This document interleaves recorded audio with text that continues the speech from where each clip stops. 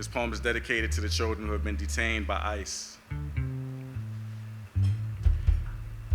Jim Crow's avatar is sitting with his orange claws on the big red war horn, waiting to call it in.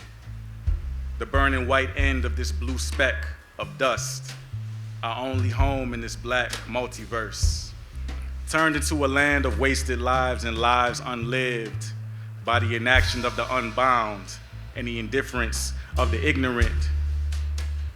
What is the value to you of lost time? How do you calculate the losing? How do you decide the value of time lost to atrocity, if it's worth leaving as is, or preserving the way things never could be, or if it's worth more to throw our lives to the whirlwind, to become a storm that tears up the world so a new time can emerge? We can quantify the cost of lingering on questions about whose time is fit to be wasted by the clock. Really sit with the real time taken from the caged bird. Each week, 168 hours, 52 weeks a year, over 8,000 hours in irons. A loss that is more unimaginable than infinity's beginning. The billions of hours harvested from captive stolen living, from 1619 to 1865, taken from 9 million children born under the bullwhip, from 1869 to 1970, taken from 100,000 children boarded into forced assimilation, and since October 7th till now, 50,000 children injured or interred by occupation, and over 500 children per day detained by ICE in lethal custody. They down in Dilley, they down in Whipple, further off in Hebron, in Eshel. What is more unaccountable than the lives disappeared is the hours of inaction by the numbers of the undecided. We who while killing time leave the doors locked, each cell consuming 8,736 hours per life stopped. What is the day of your living worth in dollars? To the children who were kept waiting, we owe an unpayable debt in time. So run the numbers, do the math. How bad has it always been? How bad does it have to get? And what is to be done? And what could be more urgent than the answer to who gets to decide when it will all end? Is it time? This time. Is it time, y'all? It's time. It's time. It's time to decide. It's time for all of us to make a decision. Borders, indivisible empires divide our living into seconds, hours, minutes. Our futures are the territories invaded. The empire citizens confused only see maps. Our possibilities displaced. Choices picked apart by calculations of elimination and other simple equations, mathematics. To build a stable racial nation founded upon answers to 3 fundamental questions: who should live, and who must die, and who will survive if they stand aside as the shapers of this parasite society bite and leech off common folks, common stocks, common bond, common space, common time, common law, common dreams, common sense devoured by devious minds, who with crumbs and fragments left behind, hidden masters feed the masses make-believe that the numbers don't lie, that all is divine, that the suffering is justly assigned, that the problems are bigger than the bombs can solve. Yet the same powers manufacture the ends of generations, keep on calling for permanent holy war, but who are they really saving? And for who? Who for? Who is winning? What is the score? Whose lives are worth losing? Whose lives are worth more? Whose children are worth waiting for? And who's the man care? Who has extra time to spare, sitting with the troubling questions? Who has the will to storm the walls and answer the questions with deeds?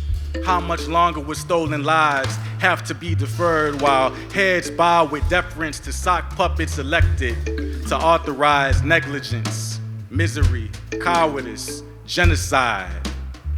Who with the might of a pen drag it like a blade across the neck of blank checks, bleeding your taxes as ransom and sacrifice on the altar of the nation? How many casual casualties must result from this endless struggle waged on the living billions? How come when this disease, drugs, poverty, sports is on the battlefield, why is there so much tolerance for death's toll being charged to civilians? And by whose calculation?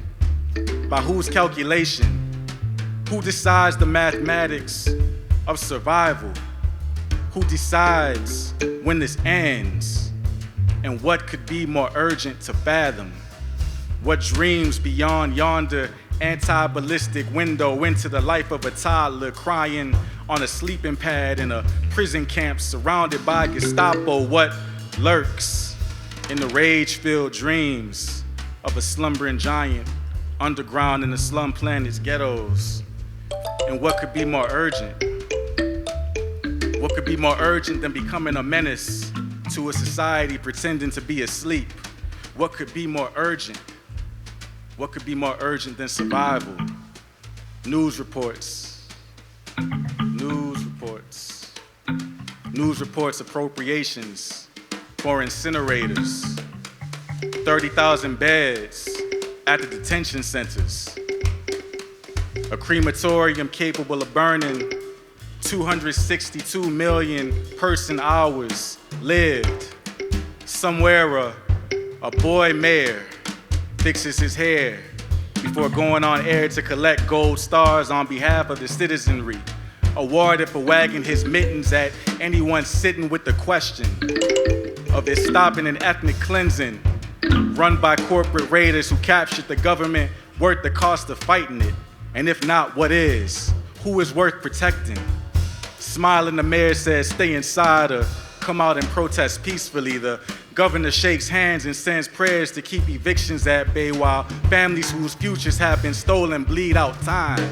The respectable bow their heads and mind their minds, suspending disbelief that the fighting hasn't begun, that the site of the confrontation isn't a neighbor's body. What's the price of minding our peace for a peace prize? And what could be more urgent? It's always been the stolen body who pays the price with their stolen life to buy more time for the disaffected, for the observer. Tallying bodies thrown into the mouths of sharks for the undecided. Debating lives buried by silence for the latchkey, lackey, holding keys to workhouse where bodies are driven to labor until veins melt. It has always been the unaccounted body of stolen children who have been made to wait until captive minds find courage. They always pay for the time stolen from them. 500 years, how many more, and what must be paid? What is the price to break the world as it turns? And what could be more urgent? What could be more urgent than a refusal to go back to the familiar boredom of common evil? Citizens desensitized, laid back, turned out, bought, paid on the back of stolen land, stolen lives, stolen valors, stolen ballots. What's the cost of deferral? What will we use to buy our time? Who do we think will come to save us? And what else could be more urgent? What could be more urgent than our common duty to break the hands who push the gears of an engine that burns through hunted life and produces secure captivity? What could be more urgent than wringing the clock's neck to stop the making of time? The moment has come to decide what will be put on the line and who. There may never be another time. There may never be a better time. And there is nothing left to do but decide about whose life and living is necessary, about whose ending makes a way for a new way of life to be born. There is nothing left to decide but who will smash the locks, who will carry the spears, whose lives are worth saving.